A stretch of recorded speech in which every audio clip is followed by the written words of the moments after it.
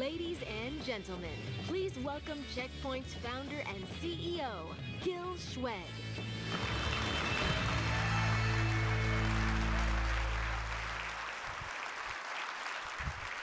Good morning, Las Vegas. Good morning, everyone. I'm really excited being here, and I see that there's still some people walking in through the back.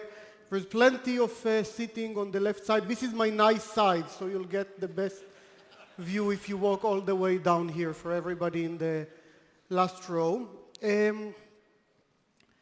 This year, I think we have a very special Checkpoint experience.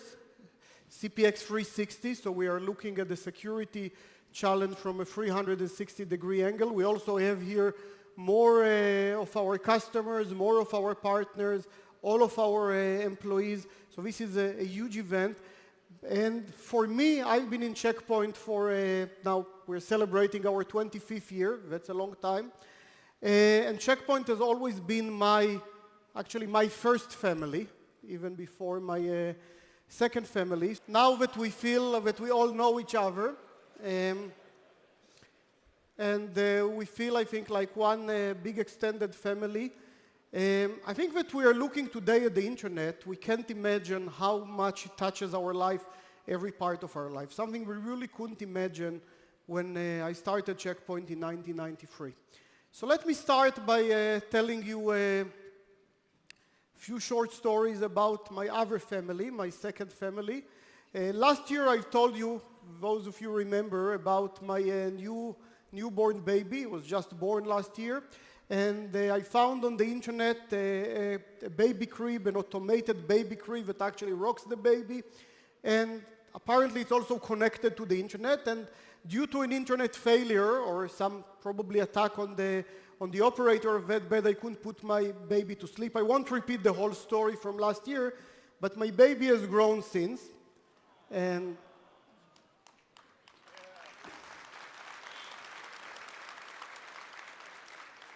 And we are now flying drones together.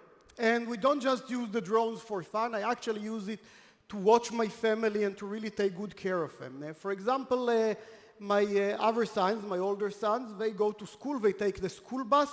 And a few months ago, during summer camp, we had a new school bus that actually came during the summertime, few streets away. And my 9-year-old insisted that he wants to go by himself. And for me, you know, waking up at 7 a.m. in the morning in the summer, you don't feel like dressing up, leaving the house, and so on. So I actually used the drone to walk him and watch him from the sky. And he walks every street, I see that he's going, and suddenly I notice something is wrong. You see the school bus here, I see that he's boarding the bus, and then I realize, I don't know if you can see it, it's the wrong bus. So I'm picking the phone, calling him right away and asking him, Tom, are you on the right school bus? And he says, sure. I said, how do you know? I ask if it's going for a summer camp, and he says, yes. He said, ask which summer camp. So we asked, turned out he was on the wrong bus, and I saved him from getting to the wrong part of town. And this you see how technology can really help us in our daily life. How is that related to our subject here, cybersecurity? I'll get to that towards the end of the presentation. And now let's jump to beginning of the more today's part of the presentation. So if we look at what's happening today in cybersecurity, 2017 was a very special year for all of us, even for those of us that's been for many years. We've seen the government hacking toolkits leak to the internet. We've seen huge devastating cases of data leakage, many of them from the cloud.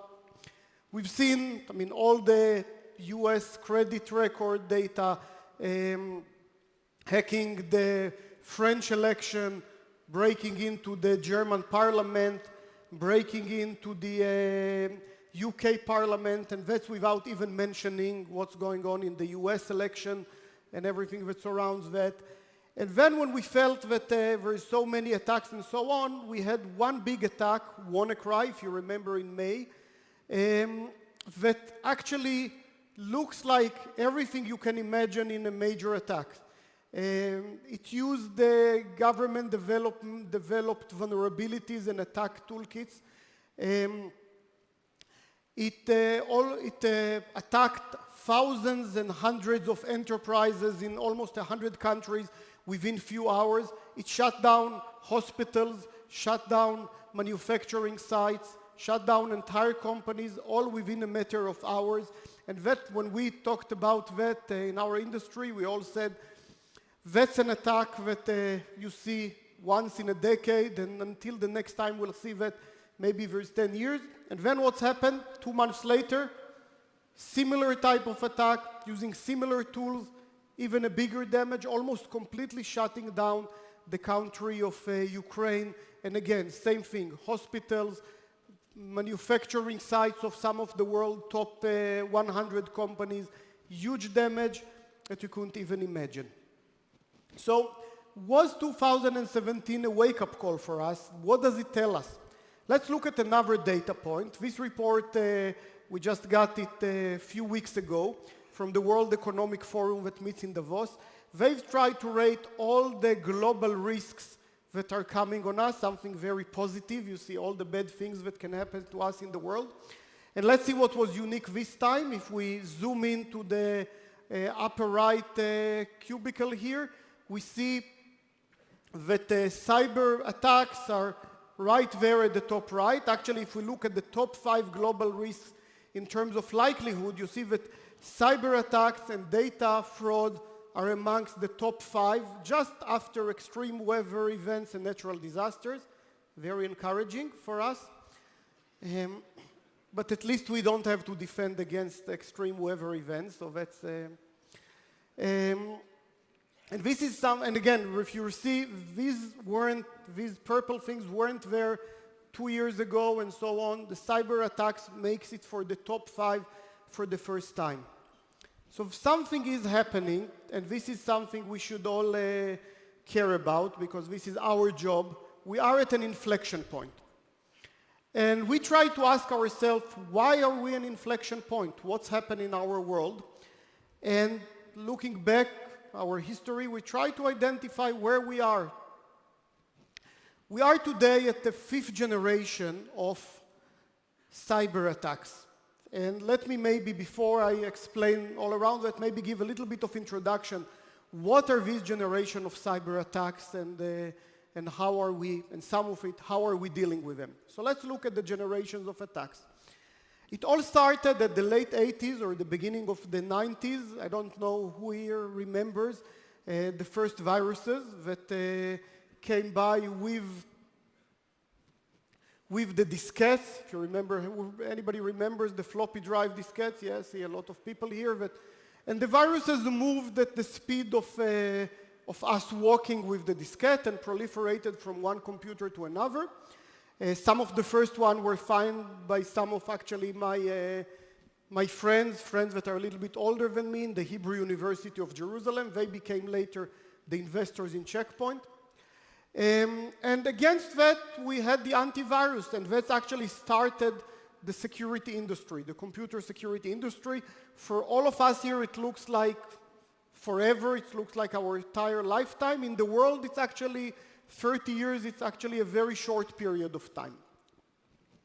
Then, in the beginning of the 90s, and they came the internet, and hackers became more sophisticated, and they found that the way to get into our system doesn't have to be by walking from one computer to another, but they can get directly in from the internet.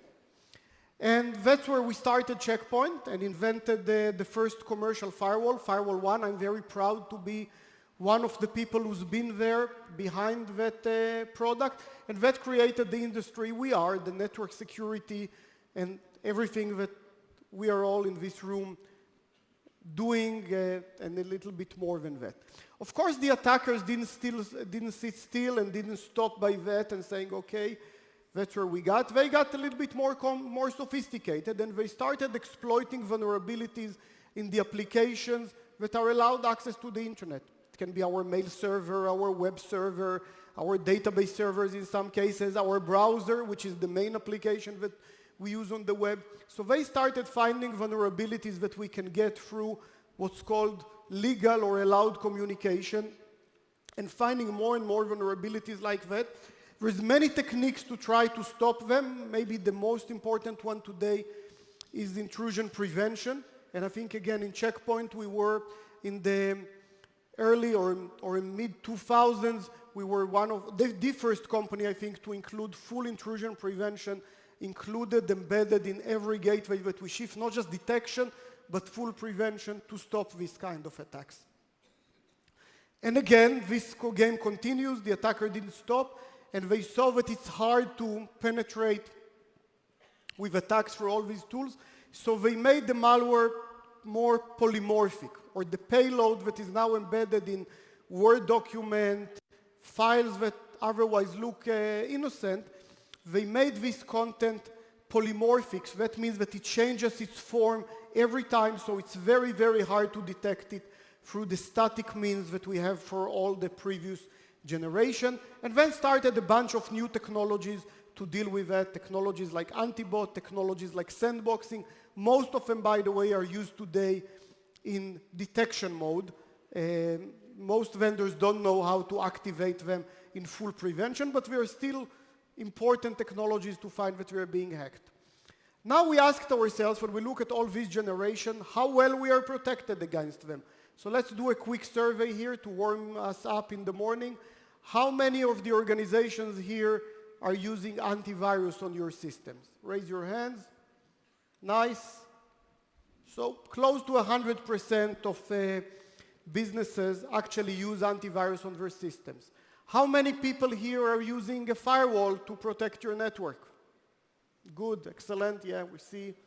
Again, about 100% of businesses, definitely everybody in this room, is using a firewall to protect web systems.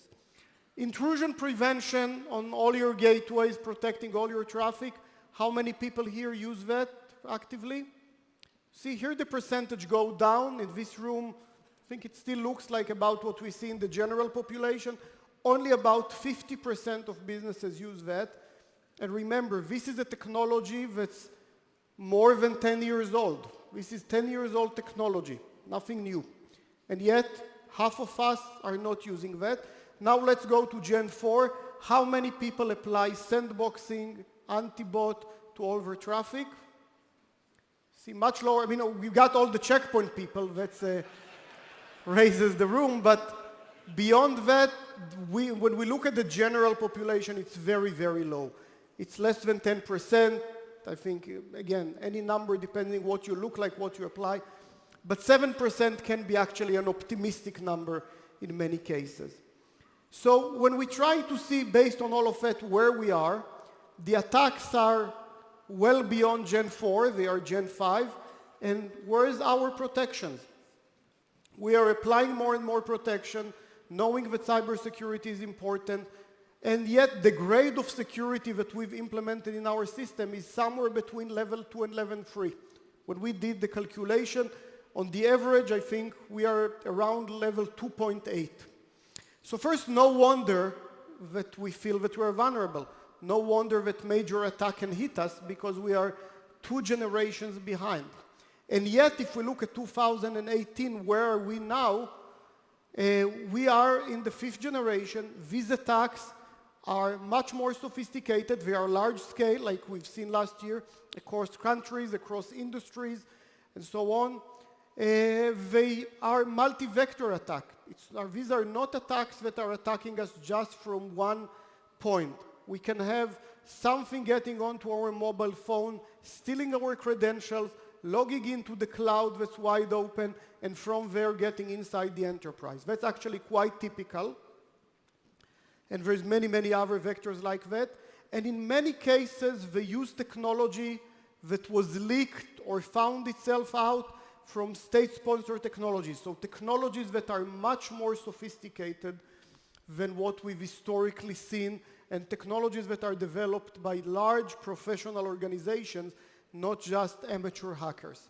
And again, I'm not, by the way, implying here that these are state-sponsored attacks necessarily, but in many cases, these are technologies that leaked from projects that originated in governments. By the way, it can happen in 2 ways. One is simple leakage of the technology, which we don't like to see. Another one, when some government does attack a target and the attack is found, somebody reverse engineer that malware, and now they publish the attack method, and that happens a lot. We've seen it throughout the year. So I'm not, of course, blaming any government for hurting us. And when we look at these Gen 5 attacks, we understand that the Gen 4 protections are not enough anymore. Yes, these attacks are also polymorphic, but we can't just let them in and detect them later. We need prevention. We need to do it in real time. Waiting up for a few hours, the damage is already done, it's too late. And we also need to cover our weakest points, and that's the cloud, the mobile. These are the vectors that our people are using to penetrate our system on top of everything we knew. And that means for us, the message that I have, we must step forward.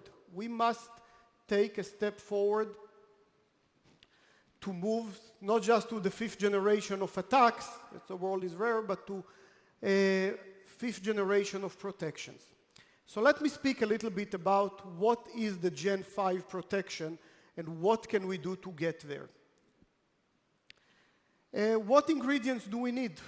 So first and foremost, I think what we need is real-time threat prevention technologies. We need to prevent the threats, and we need to do it in real time.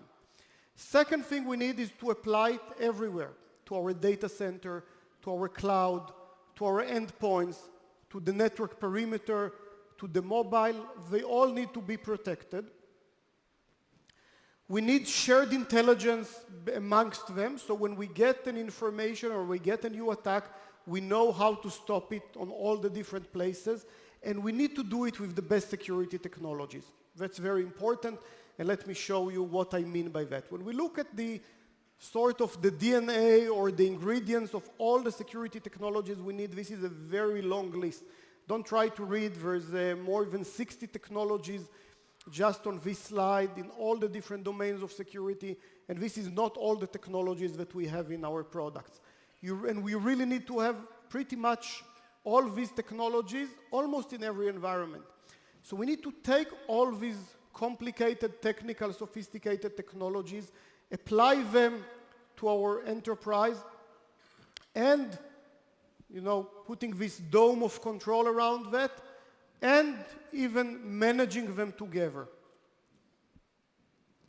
That's the challenge that we are facing. So this looks quite complicated. How do we move to this Gen 5 security? What can we do around that? We stopped a little bit and asked many of our customers, what do they think about that? Can you implement all these technologies? Can you do that? And I'm going to show few representative answers, things that you've said. Let's look about that. So for example, the first one was, it will never happen to me. Some people think that way. Not a great answer. We all know it will happen to us. We'll all know we'll be under attack. Another example of an answer says, that's really complicated. And that's correct. It is complicated. This is complex. That's part of our job, how to enable that, how to make it simple. Next answer is saying, there's really no way to stop attacks. And many companies in our industry say that. Say, you'll be attacked, now figure out what to do next. I disagree with that. I think it is our job to block this attack, and I think we're proving every day that it can be done. Last answer, which may be a little bit more complicated answer, and I got it from some very sophisticated customers, say, you see, it takes me about 6 months to implement each technology. Even if I group these technologies to major projects and major products, I still got about 20 of those. I already started, of course, we haven't started today, but still 6 months per technology, implementing all 20 will get me all the way to 2025. And remember, in 2025, the market landscape will be completely different. So what do we do? So basically it is right. You need what we call here a small army of security technologies to fight that. So here I try to group the technologies into product groups or key technologies that I believe we all need in securing our enterprise. When we look at the market landscape, the vendors, you can see this map, close to 1,000 vendors that implement that technology. So it's obvious for every customer to go through that list, evaluate the best technology, find the right mix. It's very, very difficult. And that's where we ask ourselves, does that look impossible? And then we quoted a friend, I have this sticker for years in my room, so then I see this is the one I need to use. It's a French philosopher from the French Revolution that says, the impossible we do immediately, miracle takes a little bit longer. And I think that's what we've tried to do last year, make it all work. We can make it, you can make it possible. So we take all these technology components, we integrate them, we combine them into the best of breed solution with the best technology in each field, and that's what's in Checkpoint Infinity, the cybersecurity architecture in the future, and it can be managed from one console that can manage all this complexity and all this strength in terms of security. And I think this is what we all need to aspire to and need to get to. And of course, it's never done. We always make progress and we always make new things in that. So what's coming up in 2018 in Checkpoint Infinity, and what are we basically announcing today in this conference? So first and foremost, managing that sophistication of security is complex, requires a lot of sophistication. We are launching our new generation of security management appliances, the ones that can manage the 5th generation of cybersecurity, collect hundreds of thousands of log records, process them and do event correlation, and on the same time manage the policy, monitor the systems, dozens, hundreds of systems across the enterprise. So we are launching a new generation of cybersecurity appliance management. This is the first announcement. I'm not going, by the way, to drill down to any of his announcements. We have another presentation today that's going to speak about that, and we have many presentations today and tomorrow about each one of them. So I'm just going to give you here the highlights and what I think is very, very important. Next is addressing a very important area in our vulnerability, and that's the cloud. So today we announced formally the Checkpoint Cloud Guard, a new family for protecting all our cloud environment. Yes, the infrastructure cloud, and I think the revolutionary thing, or what looks to me impossible a year ago, and now I think it's very, very doable, is protecting and giving full threat prevention to the SaaS environment, to software as a service, environments like Office 365, G Suite, ServiceNow, Salesforce.com, all these environments we can apply the most sophisticated threat prevention technologies and even new technology that prevents identity theft and prevent unauthorized use, which I think is the #1 issue with cloud application. So this is, I think, a very revolutionary and a breakthrough technology, the Cloud Guard family. And last and not least, still when you look at all these technologies, when you're trying to implement them, even when they come as part of Infinity, even if they work together, it's still quite complicated. Every month you need to spec the exact security requirements that you need. Every month you need to buy new products. There's many models. You need to budget it. You need to seek approvals. It is, even the logistics behind that can be quite complicated for every enterprise. So we've made it very, very revolutionary consumption model for security. And in my more than 30 years in the IT industry, that's the first model like that I've seen. A model which is very simple, pay per user per year, fixed amount, 100% predictable, and includes everything. It includes the software, it includes the hardware, it includes all the security subscriptions that gives you the update, it includes 24/7 support, and it can even include few additional services to implement that and get education and things like that. So in my history in the IT industry, not just in security, this is the first fully inclusive model like that I've seen. And when I've talked to customers that started implementing that, this is again announced now. Good.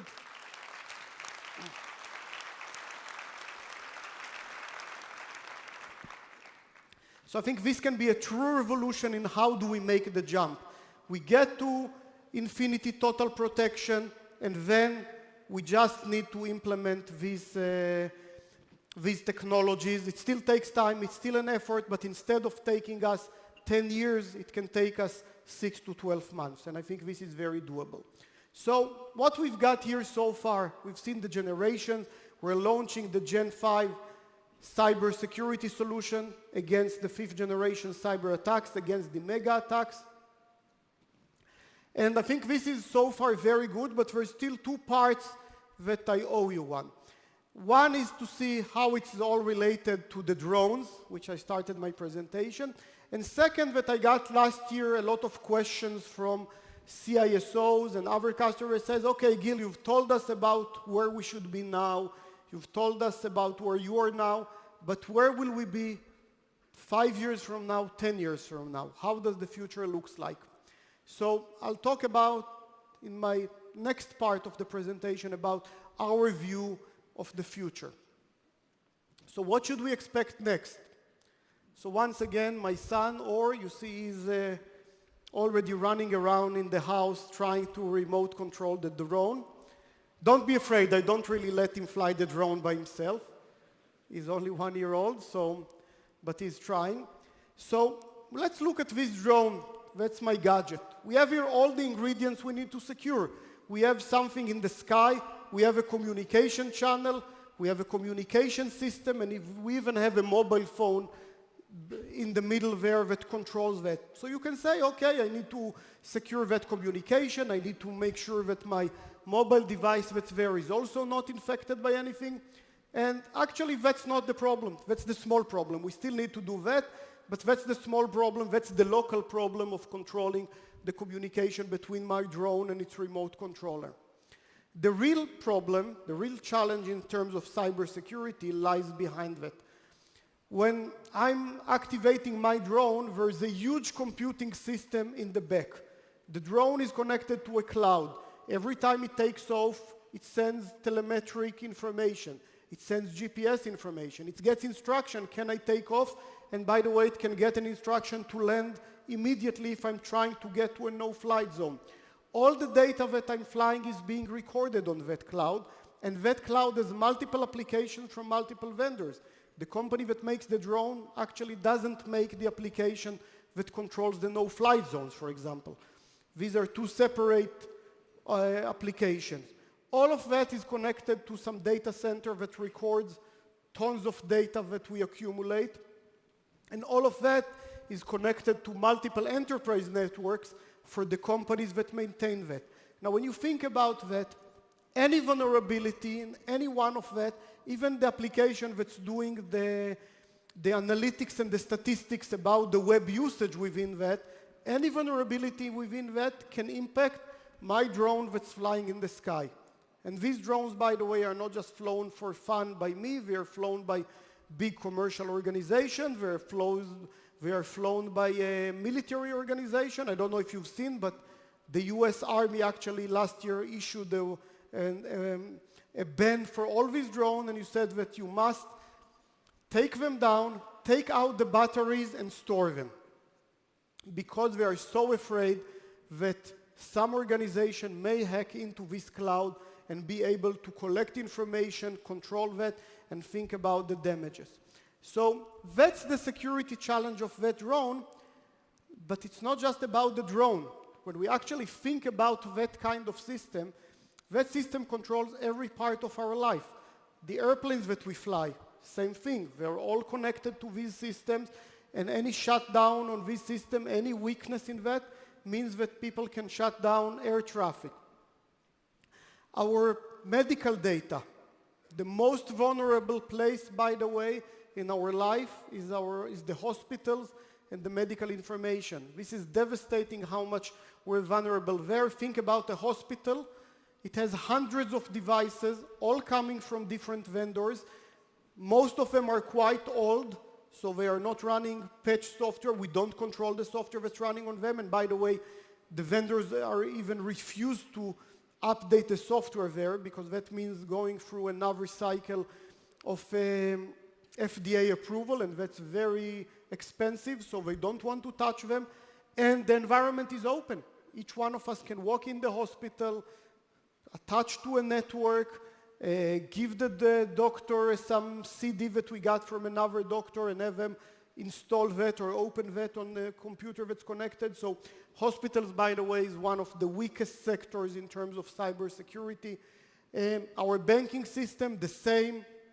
And pretty much everything that we do is all connected to a similar architecture that makes us very vulnerable. Or if we look into that in a slightly different cut, we are living and we are getting into this age of things.